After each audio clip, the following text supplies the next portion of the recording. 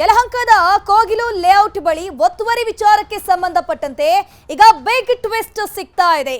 2024ರಲ್ಲಿ ಒತ್ತುವರಿದಾರರಿಂದ ಮನೆಗಳ ನಿರ್ಮಾಣ ಆಗಿರುತ್ತೆ. ಈಗ 200 ಮನೆಗಳನ್ನ ಸರ್ಕಾರ ಏನಿದೆ ತೆರವು ಮಾಡಿದ್ಯಲ್ಲ, ಈ ಪ್ರಕರಣಕ್ಕೆ ಸಂಬಂಧಪಟ್ಟಂತೆ ದೊಡ್ಡ ಟ್ವಿಸ್ಟ್ ಸಿಗ್ತಾ ಇದೆ. 2024ರಲ್ಲಿ ಒತ್ತುವರಿದಾರರಿಂದ ಮನೆಗಳ ನಿರ್ಮಾಣ ಆಗಿದೆ. 2023ರಲ್ಲಿ ಆ ಜಾಗದಲ್ಲಿ ಯಾವುದೇ ಮನೆಗಳು ಇರಲಿಲ್ಲ. ಯಾವಾಗ 2025ರಲ್ಲಿ 200 ಮನೆಗಳು ನಿರ್ಮಾಣ ಆಗತ್ತೆ ನೋಡಿ, ತಹಶೀಲ್ದಾರ್ ಅವರು ಎಚ್ಚೆತ್ತುಕೊಳ್ತಾರೆ. ಜಿಲ್ಲಾಧಿಕಾರಿಗಳು ಸ್ಯಾಟಲೈಟ್ ಇಮೇಜ್ ಅನ್ನು ತಯಾರಿ ಮಾಡಿಕೊಂಡಿದ್ದಾರೆ. ಸ್ಯಾಟಲೈಟ್ ಇಮೇಜ್ ನಲ್ಲಿ ರಹಸ್ಯ ಬಯಲಾಗಿದೆ. 15 ವರ್ಷ 20 ವರ್ಷದಿಂದ ನಾವಿಲ್ಲಿ ವಾಸವಿದ್ದೀವಿ ಅಂತ ಯಾವಾಗ ಮನೆ ತೆರವಾಗತ್ತೆ ನೋಡಿ, ಆಗ ಅಲ್ಲಿನ ನೆಲೆಸಿದಂತಹ ವಾಸಿಗಳು ಒಂದಷ್ಟು ಮಾತುಗಳನ್ನು ಹೇಳ್ತಾ ಇರ್ತಾರೆ. ಸದ್ಯಕ್ಕೆ ಅದು ಸುಳ್ಳು ಅನ್ನುವಂಥದ್ದು ಸಾಬೀತಾಗ್ತಾ ಇದೆ. 2016ರಿಂದ 2025ರವರೆಗೆ ಸ್ಯಾಟಲೈಟ್ ಚಿತ್ರ ಬಯಲು ಮಾಡಿದ್ದಾರೆ ಜಿಲ್ಲಾಧಿಕಾರಿ. ಗೂಗಲ್ ಚಿತ್ರಗಳ ದಾಖಲೆಯನ್ನ BSWML ರಿಲೀಸ್ ಮಾಡಿದೆ. 2023ರಲ್ಲಿ ಕೆಲವೇ ಮನೆಗಳು ಮಾತ್ರ ಆ ಜಾಗದಲ್ಲಿತ್ತು. ಅಂದಾಜು ಒಂದು 14 ಮನೆಗಳಿತ್ತು. ಅದನ್ನ ಒತ್ತುವರಿ ಮಾಡಿದ್ದೀವಿ ಅಷ್ಟೇ. ಸದ್ಯ 2025ರ ಹೊತ್ತಿಗೆ 180ಕ್ಕಿಂತ ಅಧಿಕ ಮನೆಗಳು ಅಲ್ಲಿ ಒತ್ತುವರಿ ಮಾಡಿಕೊಂಡು ನಿರ್ಮಾಣ ಮಾಡಿಕೊಂಡಿತ್ತು. ಇದೇ ಕಾರಣಕ್ಕೆ ನಾವು ತೆರವು ಕಾರ್ಯಾಚರಣೆ ಮಾಡಿದ್ದೀವಿ ಅಂತ ಜಿಲ್ಲಾಧಿಕಾರಿಗಳು ದಾಖಲೆ ಸಮೇತ ಸರ್ಕಾರದ ಮುಂದಿಟ್ಟಿದ್ದಾರೆ. 2023ರ ದಾಖಲೆ ಕೂಡ ಇಲ್ಲಿ ರಿಲೀಸ್ ಮಾಡಿದ್ದಾರೆ. ಗಮನಿಸ್ತಾ ಹೋಗಬಹುದು. ಆ ಸಂದರ್ಭದಲ್ಲಿ 14 ಮನೆಗಳು ಮಾತ್ರ ಆ ಜಾಗದಲ್ಲಿತ್ತು. ಅದೇ 2025 ಆಗುವಂತಹ ಸಂದರ್ಭದಲ್ಲಿ ಸುಮಾರು 180 ಮನೆಗಳು ಅಲ್ಲಿ ಎಕ್ಸ್ಟ್ರಾ ನಿರ್ಮಾಣ ಆಗಿದೆ. ನೋಡ್ತಾ ಇರಬಹುದು ಸ್ಯಾಟಲೈಟ್ ದೃಶ್ಯವನ್ನ, ಫೋಟೋವನ್ನ ಸ್ಕ್ರೀನ್ ನಲ್ಲಿ ನೀವು ಗಮನಿಸ್ತಾ ಇರ್ತೀರಾ. ಖಾಲಿ ಜಾಗ ಇರುತ್ತೆ. ಈಗ ಪ್ರೆಸೆಂಟ್ಲಿ ಆ ಜಾಗದಲ್ಲಿ ಎಷ್ಟು ಮನೆಗಳಿತ್ತು ಅದನ್ನ ಡೆಮಾಲಿಷ್ ಮಾಡಿರುವಂತಹ ಚಿತ್ರ ಕೂಡ ನೀವು ಸ್ಕ್ರೀನ್ ನಲ್ಲಿ ನೋಡ್ತಾ ಇದ್ದೀರಾ. ಸುಮಾರು 200 ಮನೆಗಳು ಅಲ್ಲಿ ಇರುವಂತಹ ಒಂದು ಸ್ಯಾಟಲೈಟ್ ಫೋಟೋವನ್ನ ನೀವು ಸ್ಕ್ರೀನ್ ನಲ್ಲಿ ಗಮನಿಸ್ತಾ ಹೋಗಬಹುದು. 2023ರಲ್ಲಿ ಬರೀ ಖಾಲಿ ಜಾಗ ಇತ್ತು. ಬರೀ 18 ಮನೆಗಳು ಮಾತ್ರ ಅಲ್ಲಿತ್ತು. ಈಗ ಗಮನಿಸ್ತಾ ಹೋಗೋದಾದ್ರೆ 2025ರ ಸ್ಯಾಟಲೈಟ್ ಫೋಟೋವನ್ನ ನೀವು ಸ್ಕ್ರೀನ್ ನಲ್ಲಿ ನೋಡ್ತಾ ಇದ್ದೀರಾ. ಸುಮಾರು 180ರಿಂದ 200 ಮನೆಗಳು ಅಲ್ಲಿ ನಿರ್ಮಾಣ ಮಾಡಲಾಗಿದೆ. 2024ರಲ್ಲಿ ಯಾವುದೇ ಮನೆಗಳಿಲ್ಲ. 2024ರ ಸಂದರ್ಭದಲ್ಲಿ ಇವರು ಮನೆಯನ್ನ ನಿರ್ಮಾಣ ಮಾಡೋದಕ್ಕೆ ಮುಂದಾಗ್ತಾರೆ. ತಹಶೀಲ್ದಾರ್ ಅವರು ಕೂಡ ಒಂದು ಅರ್ಜಿಯನ್ನು ಸಲ್ಲಿಕೆ ಮಾಡಿದ್ರು. 2024ರಲ್ಲಿ ಅತಿಕ್ರಮಣ ಮಾಡಿ ಮನೆಯನ್ನ ನಿರ್ಮಾಣ ಮಾಡ್ತಿದ್ದಾರೆ ಅನ್ನುವಂಥ ನಿಟ್ಟಿನಲ್ಲಿ ಸರ್ಕಾರಕ್ಕೆ ಪತ್ರವನ್ನ ಬರೆದಿದ್ರು. ಈಗ ನೋಡ್ತಾ ಇದ್ದೀರಲ್ವಾ, ಅದೇ ಒಂದು ಕೋಗಿಲು ಲೇಔಟ್ ನಲ್ಲಿ ಡೆಮಾಲಿಷನ್ ಮಾಡಿರುವಂತಹ ಒಂದು ಜಾಗದ ಫೋಟೋ ಇದು. 2016ರಲ್ಲಿ ಖಾಲಿ ಜಾಗ ಇತ್ತು. ಈ ಪ್ರೀವಿಯಸ್ ಫೋಟೋವನ್ನು ನೀವು ಗಮನಿಸಿದ್ರಲ್ವಾ, ಅಲ್ಲಿ 180ರಿಂದ 200 ಮನೆಗಳಿತ್ತಲ್ಲ, ಅದೇ ಜಾಗದ ಫೋಟೋ ಇದು. ಬರೀ ಖಾಲಿ ಜಾಗ ಇದು. 2016ರ ಸ್ಯಾಟಲೈಟ್ ಫೋಟೋವನ್ನ ಈಗ ಜಿಲ್ಲಾಧಿಕಾರಿಗಳು ರಿಲೀಸ್ ಮಾಡಿದ್ದಾರೆ. ಅಲ್ಲಿ ಖಾಲಿ ಜಾಗ, ಅದು ಡಂಪ್ ಯಾರ್ಡ್ಗೆ ಅಂತ ನಿಗದಿಪಡಿಸಿದಂತಹ ಜಾಗ ಆಗಿತ್ತದು. ಸೊ ಆ ಸಂದರ್ಭದಲ್ಲಿ ಯಾವುದೇ ಒಂದು ಮನೆಗಳು ಕೂಡ ಇರಲಿಲ್ಲ. ಖಾಲಿ ಜಾಗವನ್ನ ನೀವು ನೋಡ್ತಾ ಇರಬಹುದು ಸ್ಕ್ರೀನ್ ನಲ್ಲಿ. 2025ರ ಹೊತ್ತಿಗೆ ಇದೇ ಒಂದು ಖಾಲಿ ಜಾಗದಲ್ಲಿ ಬರೋಬ್ಬರಿ 200 ಮನೆಗಳನ್ನ ನಿರ್ಮಾಣ ಮಾಡಲಾಗುತ್ತೆ. ಬಟ್ ಅಲ್ಲಿನ ನಿವಾಸಿಗಳು ಹೇಳ್ತಾ ಇರುವಂತದ್ದು ಏನಪ್ಪಾ ಅಂತಂದ್ರೆ, 20 ವರ್ಷಗಳಿಂದ ಇದೇ ಜಾಗದಲ್ಲಿ ಇದ್ದೀವಿ ನಾವು ಮನೆ ಕಟ್ಟುವಂತಹ ಸಂದರ್ಭದಲ್ಲಿ ಯಾವೊಬ್ಬ ಅಧಿಕಾರಿಗಳು ಬಂದಿಲ್ಲ. ಈಗ ಡೆಮಾಲಿಷ್ ಮಾಡಿದಾರಲ್ವಾ, ಇದೇ ಜಾಗದಲ್ಲಿ ನಮಗೆ ಮತ್ತೆ ಮನೆ ಕಟ್ಕೊಡಿ ಅಂತ ಹೇಳ್ತಿದ್ರಲ್ವಾ. ಸದ್ಯಕ್ಕೆ ವಿತ್ ಪ್ರೂಫ್ ಜಿಲ್ಲಾಧಿಕಾರಿಗಳು ಸರ್ಕಾರದ ಮುಂದಿಟ್ಟಿದ್ದಾರೆ. 2016ರ ಫೋಟೋವನ್ನ ನೀವು ನೋಡ್ತಾ ಇದ್ದೀರಾ. ಸ್ಯಾಟಲೈಟ್ ಫೋಟೋ ಇದು. ಖಾಲಿ ಜಾಗ ಇರುವಂಥದ್ದು, ಯಾವುದೇ ಒಂದು ಮನೆ ಕೂಡ ಅಲ್ಲಿ ಇಲ್ಲ.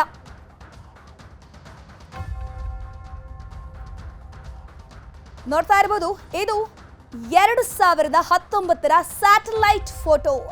ಈಗಾಗಲೇ 2016 ನಾವು ತೋರಿಸಿದ್ವಲ್ಲ, ಅಲ್ಲಿ ಖಾಲಿ ಜಾಗ ಇತ್ತು. ಅದಾದ್ಮೇಲೆ 2019ರ ಸ್ಯಾಟಲೈಟ್ ಫೋಟೋವನ್ನ ನಾವು ನಿಮಗೆ ಸ್ಕ್ರೀನ್ ಅಲ್ಲಿ ತೋರಿಸ್ತಾ ಇದ್ದೀವಿ. ಇದರಲ್ಲಿ ಅಲ್ಲಲ್ಲಿ ಒಂದೊಂದು ಮನೆಗಳ ನಿರ್ಮಾಣ ಆಗ್ತಾ ಇದೆ. ನಾವು ಮಾರ್ಕ್ ಮಾಡಿ ತೋರಿಸ್ತಾ ಇದ್ದೀವಿ. ಸುಮಾರು 15ರಿಂದ 18 ಮನೆಗಳ ನಿರ್ಮಾಣಕ್ಕೆ ಕೆಲವರು ಸಿದ್ಧತೆ ಮಾಡ್ಕೊಂಡಿದ್ರು. ಇನ್ನು ಕೆಲವರು ಮನೆಯನ್ನ ನಿರ್ಮಾಣ ಕೂಡ ಮಾಡಾಗಿತ್ತು. ನೀವು ಸ್ಕ್ರೀನ್ ನಲ್ಲಿ ನೋಡ್ತಿರುವಂತಹ ಈ ಫೋಟೋ 2019ರ ಸ್ಯಾಟಲೈಟ್ ಫೋಟೋ ಆಗಿದೆ. ಆ ಸಂದರ್ಭದಲ್ಲಿ ಅತಿಕ್ರಮಣ ಮಾಡೋಕೆ ಅಲ್ಲಿನ ನಿವಾಸಿಗಳು ಆಲ್ಮೋಸ್ಟ್ ಸ್ಟಾರ್ಟ್ ಮಾಡಿದ್ರು. ಈಗ ನೋಡ್ತಾ ಇರಬಹುದು, ಇದು 2021ರ ಸ್ಯಾಟಲೈಟ್ ಚಿತ್ರ. ಇಲ್ಲಿ ಆಲ್ಮೋಸ್ಟ್ 150 ಮನೆಗಳು ನಿರ್ಮಾಣ ಆಗಿದೆ. ನೋಡ್ತಾ ಇರಬಹುದು, ಅಲ್ಲಿ ಖಾಲಿ ಜಾಗ ಏನಿತ್ತು ನೋಡಿ, ಅದು ಆಲ್ಮೋಸ್ಟ್ ಫಿಲ್ ಅಪ್ ಆಗ್ತಾ ಬರುತ್ತೆ 2023ರ ಹೊತ್ತಿಗೆ. 2023ರಲ್ಲಿ ಅಲ್ಲಿ ಒಬ್ಬೊಬ್ಬರೇ ಮನೆಯನ್ನ ನಿರ್ಮಾಣ ಮಾಡೋಕೆ ಶುರು ಮಾಡ್ತಾರೆ. ಯಾವಾಗ 2025ರಲ್ಲಿ 200 ಮನೆಗಳಾಗುತ್ತೋ ಆವಾಗ ಸರ್ಕಾರ ಈ ಮನೆಗಳನ್ನ ಡೆಮಾಲಿಷನ್ ಮಾಡಿದೆ. ಒತ್ತುವರಿ ಜಾಗಗಳ ಇಮೇಜ್ಗಳನ್ನು ನಾವು ತೋರಿಸ್ತಾ ಹೋಗ್ತಾ ಇದ್ವಿ. 2025ರವರೆಗೆ ಅಂದ್ರೆ 2016ರಿಂದ 25ರವರೆಗೆ ಯಾವ ರೀತಿ ಅತಿಕ್ರಮಣ ಆಯಿತು, ಯಾವ ರೀತಿ ಖಾಲಿ ಜಾಗ ಇತ್ತು, ಯಾವ ರೀತಿ ಕಬ್ಜಾ ಮಾಡ್ಕೊಂಡ್ರು ಅನ್ನುವಂಥದ್ದನ್ನ ನಾವು ಸ್ಕ್ರೀನಲ್ಲಿ ತೋರಿಸ್ತಾ ಇದ್ವಿ. ಈಗ ಗಮನಿಸ್ತಾ ಹೋಗ್ತಾ ಇದ್ರೆ ಇದು 2025ರ ಸ್ಯಾಟಲೈಟ್ ಚಿತ್ರ. ಇಲ್ಲಿ ಖಾಲಿ ಜಾಗ ಬಿಡಿ ಪೂರ್ತಿಯಾಗಿ ಮನೆಗಳು ನಿರ್ಮಾಣ ಆಗಿ ಹೋಗಿದೆ.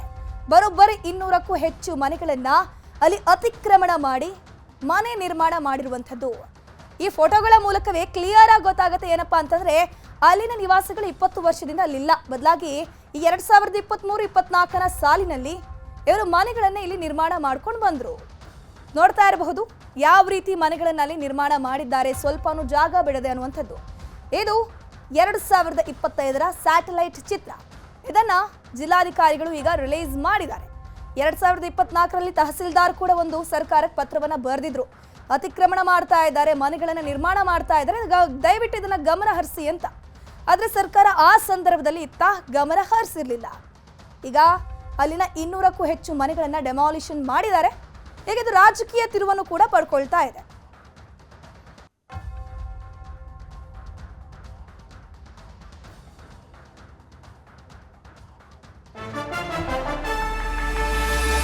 ಕೋಗಿಲು ಲೇಔಟ್ನಲ್ಲಿ ಒತ್ತುವರಿ ತೆರವು ವಿಚಾರಕ್ಕೆ ಸಂಬಂಧಪಟ್ಟಂತೆ ಈಗಾಗಲೇ ಸರ್ಕಾರ 200ಕ್ಕೂ ಹೆಚ್ಚು ಮನೆಗಳನ್ನ ತೆರವು ಮಾಡಿತಲ್ವಾ, ಈಗ ಸರ್ಕಾರ ಯೂಟರ್ನ್ ಹೊಡಿತಾ ಇದೆ. ಪುನರ್ವಸತಿ ಕಲ್ಪಿಸೋಕೆ ರಾಜ್ಯ ಸರ್ಕಾರ ಮುಂದಾಗಿದೆ. 10 ದಿನ ಆಯ್ತು ಮನೆ ತೆರವು ಮಾಡಿ, ಇತ್ತ ಗಮನ ಹರಿಸಿ ಕೂಡ ನೋಡಿರಲಿಲ್ಲ ಸರ್ಕಾರ. KC ವೇಣುಗೋಪಾಲ್ ಅವರು ಟ್ವೀಟ್ ಮಾಡ್ತಾರೆ. ಈ ಟ್ವೀಟ್ನ ಬೆನ್ನಲ್ಲೇ ಪುನರ್ವಸತಿ ಕಲ್ಪಿಸೋಕೆ ಸರ್ಕಾರ ಮುಂದಾಗಿದೆ.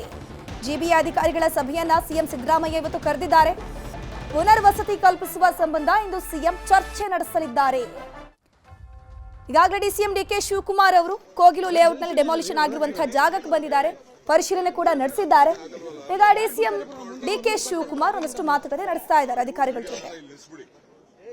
ಯಾರು ಇದಕ್ಕೆ ಇಲ್ಲಿ ಅಗ್ರಿಮೆಂಟ್ ಕಾಪಿನೂ ಇದೆ. ಗೌರ್ಮೆಂಟ್ ಜಾಗಕ್ಕೆ ಮಾಡಿರುವಂತ ಅಗ್ರಿಮೆಂಟ್ ಜಾಗ ಇಲ್ಲಿ 10,000 ಇಸ್ಕೊಂಡು ಟೆನೆಂಟ್ ರೆಂಟಲ್ ಅಂದ್ಬಿಟ್ಟು ಅವ್ರ ಸ್ವಂತ ಆಸ್ತಿ ತರ ಕೊಟ್ಟಿರೋ ಅಗ್ರಿಮೆಂಟ್ ಕಾಪಿನೂ ನನ್ನ ಹತ್ರ ಇದೆ. ಅದೇ 1 ಲಕ್ಷ 2 ಲಕ್ಷ ಕೊಟ್ಟು ಇಬ್ಬರು ವ್ಯಕ್ತಿಗಳು 1.5-2 ಲಕ್ಷ ತೆಗೆದುಕೊಂಡು ನಮ್ಮ ಹತ್ರ ಸೈಟ್ ಅನ್ನ ಕೊಟ್ಟಿದ್ದಾರೆ 23-24ರಲ್ಲಿ ಅಂತೇಳಿ ಮಹಿಳೆಯರು ಹೇಳ್ಕೊಂಡ್ರು. ಅದೇ ಮಹಿಳೆಯರು ಹೇಳಿದ್ದಾರೆ ಅಲ್ಲ, 1.5 ಲಕ್ಷ 2 ಲಕ್ಷ ಕೊಟ್ಬಿಟ್ಟು ನಮ್ಮ ಹತ್ರ ವಸೂಲು ಮಾಡಿದ್ದಾರೆ ಅಂತ. ಅದಕ್ಕೆಲ್ಲ ಅವ್ರ ಹೆಸರುಗಳೆಲ್ಲ ದಾಖಲೆಗಳೆಲ್ಲ ನಾವು ತೆಗೆದುಕೊಳ್ತೀವಿ. ಈ ರೀತಿ ಲ್ಯಾಂಡ್ ಗ್ರಾಬರ್ಸ್ಗೆಲ್ಲ ಬೆಂಗಳೂರಲ್ಲಿ ಅವಕಾಶ ಕೊಡಕ್ಕಾಗಲ್ಲ. ಸೊ ಬಟ್ ಯಾರು ಬಡವರಿದ್ದಾರೆ ಖಂಡಿತ ಅವ್ರಿಗೆ ಸಹಾಯ ಮಾಡಬೇಕು.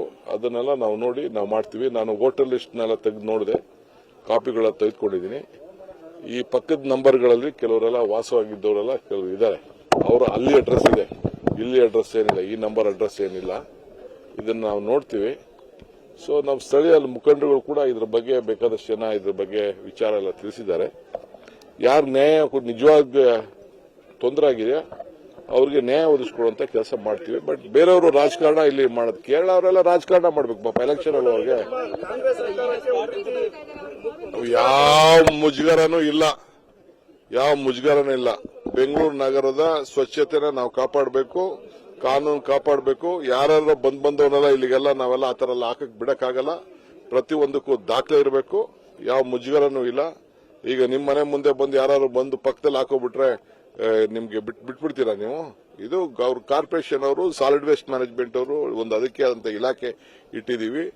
ಅದಕ್ಕೆ ಅವರು ಇಲ್ಲಿ ಅದನ್ನ ರಕ್ಷಣೆ ಮಾಡಕ್ಕೆ ಅರ್ಧ ಕಾಂಪೌಂಡ್ ಆಗಲೇ ಹಾಕಿದ್ದಾರೆ, ಇನ್ನು ಅರ್ಧ ಹಾಕಬೇಕಾಗಿತ್ತು. ಅಷ್ಟರೊಳಗೆ ಬಂದು ಅದನ್ನ ಅವ್ರಿಗೆಲ್ಲ ಇದ್ರ ಬಗ್ಗೆ ಹೆಚ್ಚಿನ ಮಾಹಿತಿ ನೀಡ್ತಾ ಹೋಗ್ತಾರೆ ನಮ್ಮ ಪ್ರತಿನಿಧಿ ಶರಣು ಹಂಪಿ ಲೈವ್ ನಲ್ಲಿ ಜಾಯ್ನ್ ಆಗಿದ್ದಾರೆ. ಶರಣು ಹಂಪಿ, ಜಿಲ್ಲಾಧಿಕಾರಿಗಳು ಒಂದು ಸ್ಯಾಟಲೈಟ್ ಫೋಟೋವನ್ನು ರಿಲೀಸ್ ಮಾಡಿದ್ದಾರೆ. 2016ರಿಂದ ಹಿಡಿದಿರೋದು 25ರವರೆಗೆ. ಸೊ ಇಲ್ಲಿ ಜನರು ಹೇಳ್ತಾರೆ, ನಿವಾಸಿಗಳು ಹೇಳ್ತಾರೆ 20 ವರ್ಷಗಳಿಂದ ನಾವು ಆ ಜಾಗದಲ್ಲಿ ಇದೀವಿ ಅಂತ. ಹಾಗಾದ್ರೆ ಅದು ಸುಳ್ಳ ಅಂತ? ಅಲ್ಲ, ಖಂಡಿತ ಧನುಶ್ರೀ. ಯಾಕಂದರೆ ಕಳೆದ 10 ವರ್ಷದ ಸ್ಯಾಟಲೈಟ್ ಇಮೇಜಸನ್ನು ನೋಡಿದ್ರೆ ಭಾಳ ಸ್ಪಷ್ಟವಾಗಿ ಕಂಡು ಬರುತ್ತೆ. ಸಾಲಿಡ್ ವೇಸ್ಟ್ ಮ್ಯಾನೇಜ್ಮೆಂಟಿಗೆ ಸೇರಿರುವಂಥ ಜಾಗ ಅವರೇ ರಿಲೀಸ್ ಮಾಡಿರೋದು.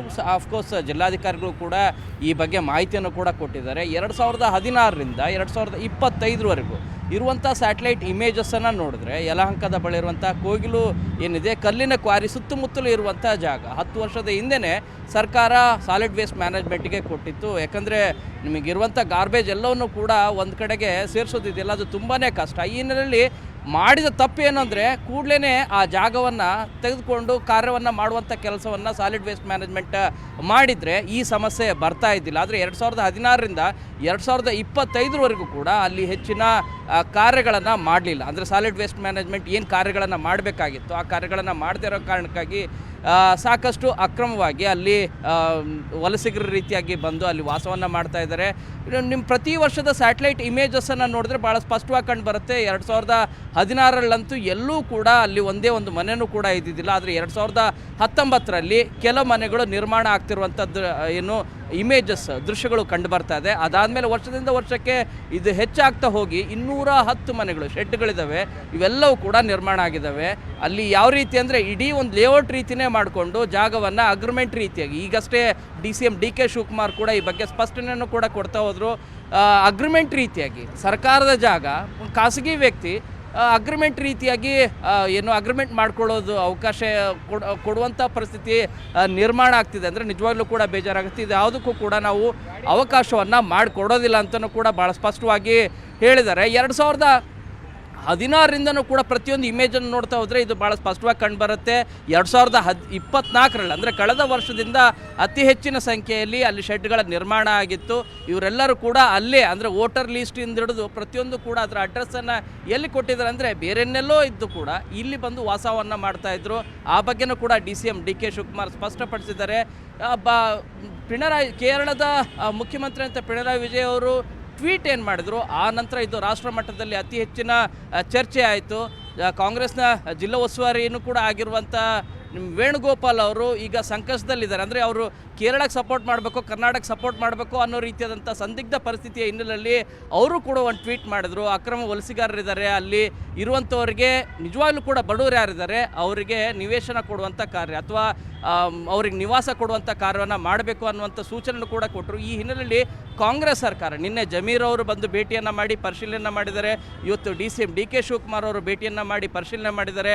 5 ಗಂಟೆಗೆ ಈ ವಿಚಾರವಾಗಿ ಕುರಿತು CM ಸಿದ್ದರಾಮಯ್ಯ ಅವರು ಭಾಳ ಪ್ರಮುಖವಾದಂಥ ಸಭೆಯನ್ನು ನಡೆಸಲಿದ್ದಾರೆ. ಈಗಾಗಲೇ ಬೈಯಪ್ಪನಹಳ್ಳಿಯಲ್ಲಿ 1800 ನಿವೇಶನಗಳಿಂದ ಮನೆಗಳೇನಿದ್ದಾವೆ ಗೃಹ ಮಂಡಳಿಯ ವತಿಯಿಂದ ಕೊಡ್ತಿರುವಂಥ ನಿವೇಶನಗಳು ಅಥವಾ ಮನೆಗಳಲ್ಲಿ ಇವರಿಗೆ ಕೊಡುವಂಥ ಲೀಸ್ಟನ್ನು ಕೂಡ ಈಗಾಗಲೇ ಮಾಡ್ಕೊಂಡಿದ್ದಾರೆ ಅನ್ನೋಂಥ ಮಾಹಿತಿ ಲಭ್ಯ ಆಗ್ತಾ ಇದೆ. 180 ಜನ ಯಾರು ನಿಜವಾಗ್ಲೂ ಕೂಡ ರಾಜ್ಯದ ನಿವಾಸಿಗಳಿದ್ದಾರೆ, ಅದರಲ್ಲಿ ಏನು ಅಲ್ಲಿ ವಾಸ ಮಾಡ್ತಿದ್ದಂಥವ್ರು ಶೆಡ್ಡಲ್ಲಿ ಅವ್ರು ಯಾರಿದ್ದಾರೆ ಅವರೆಲ್ಲರೂ ಕೂಡ ವೋಟರ್ ಲಿಸ್ಟನ್ನೆಲ್ಲವನ್ನೂ ಕೂಡ ಪರಿಶೀಲನೆ ಮಾಡಿ 180 ಜನರಿಗೆ ಕೊಡ್ಲಿಕ್ಕೆ ಮುಂದಾಗ್ತಿದ್ದಾರೆ ಅನ್ನೋದು ಬಹಳ ಸ್ಪಷ್ಟವಾಗಿ ಕಂಡು ಬರುತ್ತೆ. ಆದರೆ ಇನ್ನೊಂದು ವಿಚಾರ ಏನಪ್ಪಾ ಅಂತಂದ್ರೆ 2024ರಲ್ಲಿ ತಹಸೀಲ್ದಾರ್ ಅವರು ಆಗಿನ BBMP ಮತ್ತೆ ಸರ್ಕಾರಕ್ಕೆ ಒಂದು ಪತ್ರವನ್ನ ಬರೆದಿದ್ರು. ಏನಪ್ಪಾ ಅಂತಂದ್ರೆ ಈ ತರ ಒತ್ತುವರಿ ಆಗ್ತಾ ಇದೆ, ಮನೆಗಳನ್ನ ಕಟ್ತಾ ಇದ್ದಾರೆ ಅಂತ. ಆ ಸಂದರ್ಭದಲ್ಲಿ 2024ರಲ್ಲಿ ಸರ್ಕಾರ ಎಚ್ಚೆತ್ಕೊಂಡಿದ್ದಿದ್ರೆ ಈಗ ತೆರವು ಕಾರ್ಯಾಚರಣೆ ಇಷ್ಟು ದೊಡ್ಡ ಮಟ್ಟದಲ್ಲಿ ಆಗ್ಬೇಕು ಅಂತ ಇರಲಿಲ್ಲ, ಸರ್ಕಾರಕ್ಕೂ ಕೂಡ ಮುಜುಗರ ಆಗ್ತಿರ್ಲಿಲ್ಲಲ್ವಾ ಅಂತ. ಖಂಡಿತ ಧನುಶ್ರೀ, ಯಾಕಂದರೆ ಯಲಹಂಕದ ತಹಶೀಲ್ದಾರ್ ಉಪ ತಹಶೀಲ್ದಾರ್ ಅವರಿಗೆ ಒಂದು ಸೂಚನೆಯನ್ನು ಕೊಡ್ತಾರೆ. ಏನು ಅಂತಂದರೆ ಅಲ್ಲಿ ಸಾರ್ವಜನಿಕರು ಸಾಕಷ್ಟು ಸಂಖ್ಯೆಯಲ್ಲಿ ದೂರನ್ನು ನೀಡಿದ್ದಾರೆ ಜಿಲ್ಲಾಧಿಕಾರಿಗಳಿಗೆ ಮತ್ತು ತಹಶೀಲ್ದಾರ್ಗೆ. ಸೊ ಈ ಹಿನ್ನೆಲೆಯಲ್ಲಿ ನೀವು ಉಪ ತಹಶೀಲ್ದಾರರು ನೀವು ಹೋಗಿ ಪರಿಶೀಲನೆ ಮಾಡಿ, ಸ್ಪಾಟ್ ಇನ್ಸ್ಪೆಕ್ಷನ್ ಮಾಡಿ, ಏನಿದೆ ವಾಸ್ತವ ಸ್ಥಿತಿ, ಏನಾದರೂ ಕಾಮಗಾರಿಗಳೇನಾದರೂ ಆಗ್ತಾಯಿದ್ರೆ, ಶೆಡ್ಗಳ ನಿರ್ಮಾಣ ಏನಾದರೂ ಆಗ್ತಾಯಿದ್ರೆ ಅವುಗಳನ್ನು ಸ್ಥಗಿತಗೊಳಿಸಿ ಅಂತೇಳಿ ಉಪ ತಹಶೀಲ್ದಾರ್ ಅವರು ಕಳೆದ ವರ್ಷವೇ ಒಂದು ವರದಿಯನ್ನು ಕೂಡ ಸಲ್ಲಿಸ್ತಾರೆ. ಅದರಲ್ಲಿ ಭಾಳ ಸ್ಪಷ್ಟವಾಗಿ ನಮೂದು ಮಾಡೋದು ಇಲ್ಲಿ ಕಾಮಗಾರಿಗಳ ಕಾರ್ಯ ಆಗ್ತಾ ಇದೆ, ಅಂದರೆ ನಿರ್ಮಾಣ ಮಾಡುವಂಥ ಕಾರ್ಯ ಆಗ್ತಾ ಇದೆ, ಶೆಡ್ಗಳನ್ನು ಹಾಕ್ಕೊಳ್ತಾ ಇದ್ದಾರೆ, ಅವುಗಳನ್ನು ಸ್ಟಾಪ್ ಮಾಡಿ ಅಂತೇಳಿ ನಾವು ಸೂಚನೆಯನ್ನು ಕೂಡ ಕೊಟ್ಟು ಬಂದಿದ್ದೀವಿ. ಇನ್ಯಾವುದೇ ಕೂಡ ಶೆಡ್ಡನ್ನು ನಿರ್ಮಾಣ ಮಾಡಬೇಡಿ ಅಂತೇಳಿ ಸೂಚನೆ ಕೂಡ ಕೊಟ್ಟು ಬಂದಿದ್ದೀವಿ ಅನ್ನೋಂಥ ವರದಿಯನ್ನು ಕೊಟ್ಟಿದ್ದಾರೆ. ಅದಾದ ಮೇಲೂ ಕೂಡ ಜಿಲ್ಲಾಧಿಕಾರಿಗಳಿರ್ಬೋದು, ತಹಶೀಲ್ದಾರ್ ಇರ್ಬೋದು ಕ್ರಮವನ್ನು ಕೈಗೊಳ್ಳುವಂಥ ಕಾರ್ಯ ಮಾಡಲಿಲ್ಲ. ಆದರೆ ಕಳೆದ 10 ದಿನಗಳ ಹಿಂದೀಚೆಗೆ ಈ ಹಿಂದೆ ನೋಟಿಸ್ ಕೂಡ ಕೊಟ್ಟಿದ್ದಾರೆ. ಕಳೆದ 1 ವರ್ಷದ ಹಿಂದೆನೇ ನೋಟಿಸ್ ಕೊಟ್ಟಿದ್ದಾರೆ. ಇವ್ರು ನೋಟಿಸ್ ಕೊಟ್ಟಿಲ್ಲ ಅಂಥೇಳಿ ಸ್ಥಳೀಯರು ಹೇಳ್ತಾ ಇದ್ದಾರೆ. ಆದರೆ ಆ್ಯಕ್ಚುಲ್ ಆಗಿ ನೋಡ್ತಾ ಇದ್ರೆ ನೋಟಿಸ್ ಕೊಟ್ಟಿದ್ದಾರೆ. ಆದರೆ ಅಕ್ರಮವಾಗಿ ಈಗೇನು ವಾಸವನ್ನು ಮಾಡ್ತಾ ಇದ್ದಾರೆ ಅವರನ್ನು ತೆರವು ಮಾಡುವಂಥ ಸಂದರ್ಭದಲ್ಲಿ ನಡೆದುಕೊಂಡ ರೀತಿಯ ಬಗ್ಗೆ ಈಗ ಸಾಕಷ್ಟು ಆಕ್ರೋಶ ವ್ಯಕ್ತವಾಗ್ತಾ ಇದೆ. ಅದು ಹೊರತುಪಡಿಸಿದಂತೆ ಇನ್ನುಳಿದಂತೆ ಎಲ್ಲದೂ ಕೂಡ ಅಂದರೆ ನಿಯಮದ ಪ್ರಕಾರ ಹೇಗೆ ತೆರವು ಮಾಡಬೇಕಾಗಿತ್ತು ಆ ಕಾರ್ಯಗಳನ್ನೆಲ್ಲವೂ ಕೂಡ ಮಾಡಿರೋದು ಬಹಳ ಸ್ಪಷ್ಟವಾಗಿ ಕಂಡು ಬರ್ತಾ ಇದೆ. ಧನುಶ್ರೀ, ಶರಣಹಂಪಿಗೆ DCM DK ಶಿವಕುಮಾರ್ ಕೂಡ ಸ್ಪಾಟಿಗೆ ಬಂದಿದ್ದಾರೆ, ಸಂತ್ರಸ್ತರ ಜೊತೆ ಮಾತುಕತೆ ನಡೆಸಿದ್ದಾರೆ. ಏನು ಭರವಸೆ ಕೊಡ್ತಾ ಇದ್ದಾರೆ ಅವರಿಗೆ ಅಂತ?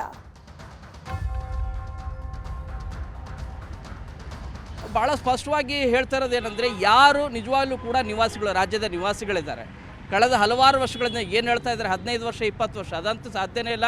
ಸ್ಯಾಟಲೈಟ್ ಇಮೇಜಿಂದ ಭಾಳ ಸ್ಪಷ್ಟವಾಗಿ ಕಂಡು ಬರ್ತಾ ಇದೆ.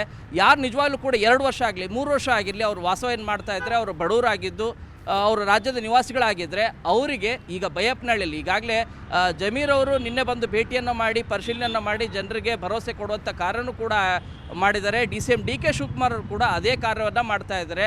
ಯಾರು ನಿಜವಾಗ್ಲೂ ಕೂಡ ಬಡವರಿದ್ದಾರೆ ಅವರಿಗೆ ನಿವೇಶನ ಕೊಡುವಂಥ ಕಾರ್ಯ, ಇಲ್ಲದೇ ಇದ್ದರೆ ಗೃಹ ಮಂಡಳಿ ವತಿಯಿಂದ ಅವರಿಗೆ ಫ್ಲ್ಯಾಟನ್ನೇ ಕೊಡುವಂಥ ಕಾರ್ಯವನ್ನು ಕೂಡ ಮಾಡ್ತೇವೆ ಅಂಥೇಳಿ ಈಗಾಗಲೇ 180 ಜನರ ಪಟ್ಟಿಯನ್ನು ಕೂಡ ಮಾಡಿಕೊಂಡಿದೆ ಇಲಾಖೆ.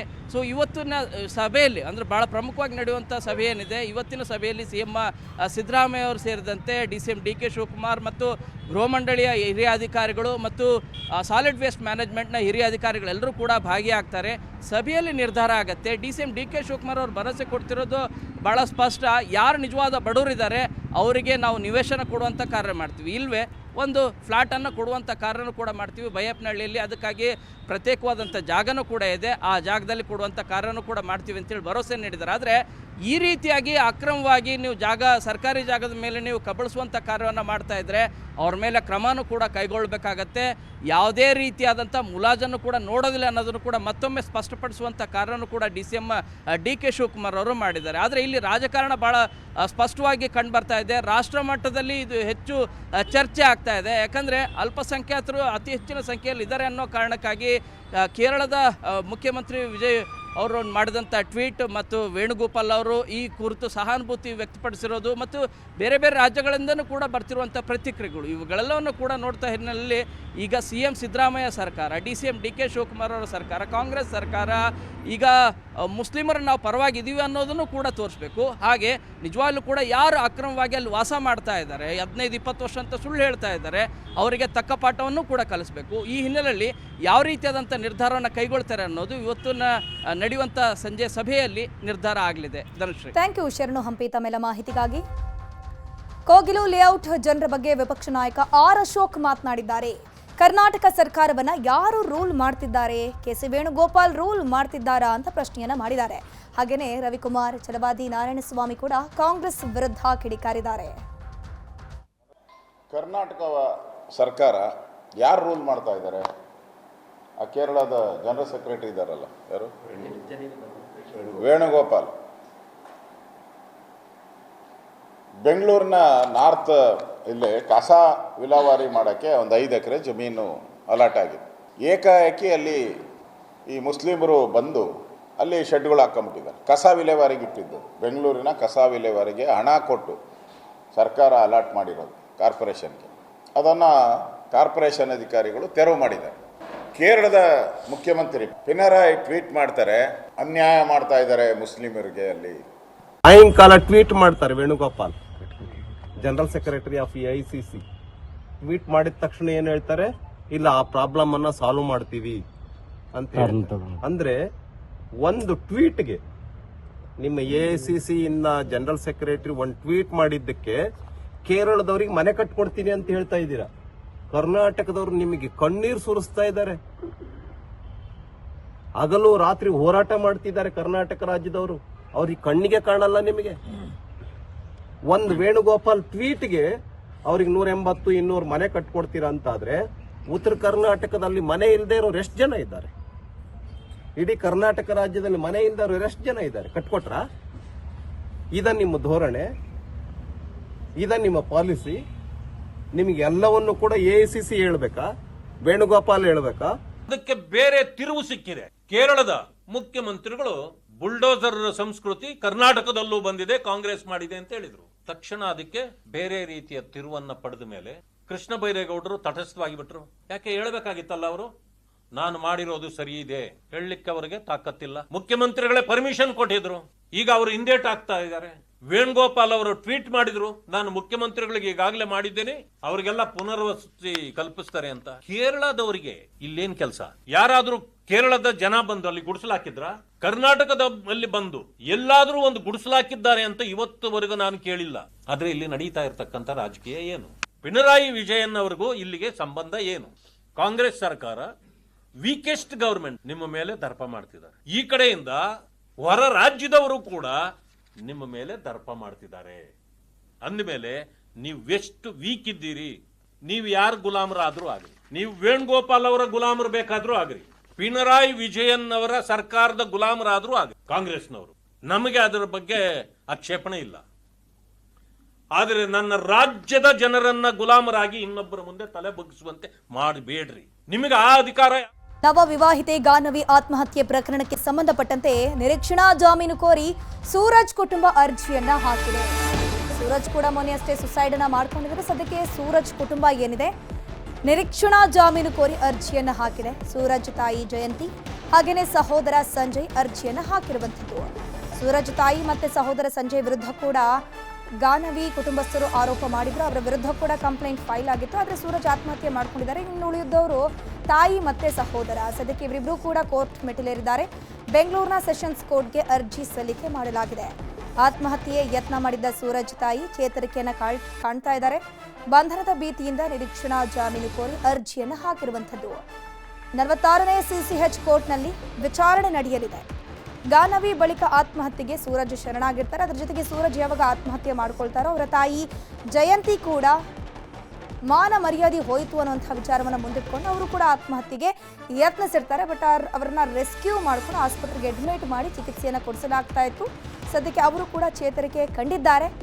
ಈಗ ಸೂರಜ್ ಸಹೋದರ ಮತ್ತು ತಾಯಿ ನಿರೀಕ್ಷಣಾ ಜಾಮೀನು ಕೋರಿ 46ನೇ ಸೆಷನ್ಸ್ ಕೋರ್ಟ್ಗೆ ಅರ್ಜಿಯನ್ನು ಸಲ್ಲಿಕೆ ಮಾಡಿದ್ದಾರೆ. ಅರ್ಜಿ ವಿಚಾರಣೆ ಕೂಡ ಆಗಲಿದೆ. ಇದ್ರ ಬಗ್ಗೆ ಹೆಚ್ಚಿನ ಮಾಹಿತಿ ನೀಡ್ತಾ ಹೋಗ್ತಾರೆ ನಮ್ಮ ಪ್ರತಿನಿಧಿ ಮಾದೇಶ್ ದೂರವಾಣಿ ಸಂಪರ್ಕದಲ್ಲಿ ಜಾಯಿನ್ ಆಗಿದ್ದಾರೆ. ಮಾದೇಶ್, ಸದ್ಯಕ್ಕೆ ಸೂರಜ್ ತಾಯಿ ಮತ್ತೆ ಸಹೋದರ ನಿರೀಕ್ಷಣಾ ಜಾಮೀನು ಅರ್ಜಿಯನ್ನು ಸಲ್ಲಿಸಿದಾರಲ್ಲ, ಎಷ್ಟೊತ್ತಿಗೆ ಅರ್ಜಿ ವಿಚಾರಣೆ ಆಗತ್ತೆ?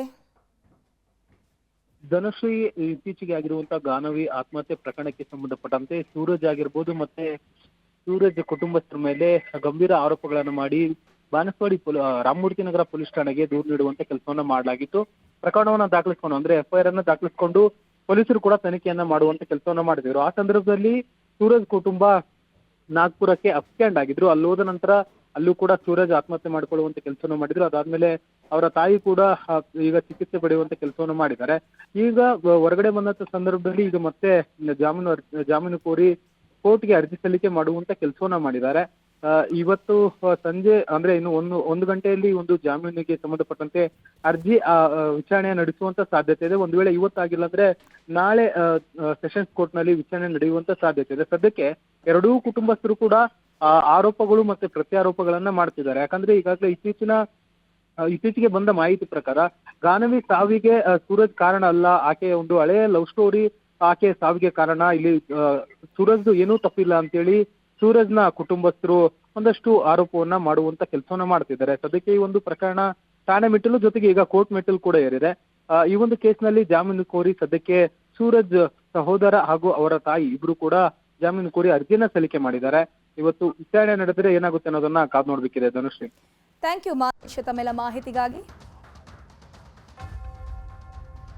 ಡಿಗ್ರಿ ಕಾಲೇಜು ಪರೀಕ್ಷೆಯಲ್ಲಿ ಎಲ್ಲ ಕುಲ್ಲಂ ಸಾಮೂಹಿಕವಾಗಿ ನಕಲು ಮಾಡ್ತಿದ್ದಾರೆ ವಿದ್ಯಾರ್ಥಿಗಳು. ಡಿಗ್ರಿ ಕಾಲೇಜಲ್ಲಿ ಪರೀಕ್ಷೆ ಆಗ್ತಾ ಇರುತ್ತೆ, ಎಲ್ಲವೂ ಕೂಡ ಕುಲ್ಲವಾಗಿ ನಡೀತಾ ಇದೆ. ಶಿಕ್ಷಕರ ಮುಂದೆನೆ ಸಾಮೂಹಿಕ ನಕಲು ಮಾಡ್ತಿದ್ದಾರೆ ವಿದ್ಯಾರ್ಥಿಗಳು. ಕಾಪಿ ಹೊಡೆಯಲು ಕಾಲೇಜಿನವರಿಂದಲೇ ಸಪೋರ್ಟ್ ಇಲ್ಲಿ ಗಮನಿಸ್ತಾ ಹೋಗ್ಬೋದು. ಕಾಲೇಜ್ ಅವರಲ್ಲಿ ಸಪೋರ್ಟ್ ಮಾಡ್ತಾ ಇದ್ದಾರೆ ವಿದ್ಯಾರ್ಥಿಗಳಿಗೆ. ಬೇದಾರ್ ನಗರದ RRK ಪದವಿ ಕಾಲೇಜಿನಲ್ಲಿ ನಕಲು ಮಾಡಲಾಗಿದೆ. ಕಾಲೇಜು ಆಡಳಿತ ಮಂಡಳಿ ಮತ್ತು ಸಿಬ್ಬಂದಿಯಲ್ಲೇ ಅಕ್ರಮ ನಡೀತಾ ಇರುವಂತದ್ದು. ಇಂಗ್ಲಿಷ್ ಪರೀಕ್ಷೆ ವೇಳೆ ಸಾಮೂಹಿಕ ಕಾಪಿ ಚೀಟ್ ಆಗಿದೆ. ಶಿಕ್ಷಕರು ಅಲ್ಲೇ ಇರ್ತಾರೆ, ಆದ್ರೆ ಶಿಕ್ಷಕರು ಕ್ಯಾರೆ ಅಂದಿಲ್ಲ. ಕಾಪಿ ಮಾಡ್ಕೊಳ್ಳಿ ಅನ್ನೋ ನಿಟ್ಟಿನಲ್ಲಿ ಕಾಲೇಜ್ ಸಿಬ್ಬಂದಿಗಳೇ ಶಿಕ್ಷಕರೇ ಇಲ್ಲಿ ಇನ್ವಾಲ್ವ್ ಆಗಿದ್ದಾರೆ ಅನ್ನುವಂತಹ ಮಾತುಗಳು ಕೇಳಿ ಬರ್ತಾ ಇದೆ. ಬೇಸಿಕ್ ಇಂಗ್ಲಿಷ್ ಪರೀಕ್ಷೆ ಇತ್ತು. ಈ ಇಂಗ್ಲಿಷ್ ಪರೀಕ್ಷೆಯಲ್ಲಿ ರಾಜಾರೋಷವಾಗಿ ಕಾಪಿ ಮಾಡಿದ್ದಾರೆ. ಕಾಪಿ ಮಾಡಿದ್ಮೇಲೆ ಆ ಚೀಟಿಯನ್ನು ಹೊರಗಡೆ ಬಿಸಾಡಿದ್ದಾರೆ. ನೋಡ್ತಾ ಇರ್ಬೋದು ಯಾವ ರೀತಿ ಆ ಕಾಪಿ ಚೀಟಿಗಳನ್ನ ಬಿಸಾಡಿದ್ದಾರೆ ಅನ್ನುವಂಥದ್ದು. ಪರೀಕ್ಷಾ ಕೇಂದ್ರಕ್ಕೆ ಕುಲಪತಿಗಳು ಭೇಟಿ ಕೊಟ್ಟಿದ್ದಾರೆ, ಪರಿಶೀಲನೆ ಕೂಡ ಮಾಡಿದ್ದಾರೆ.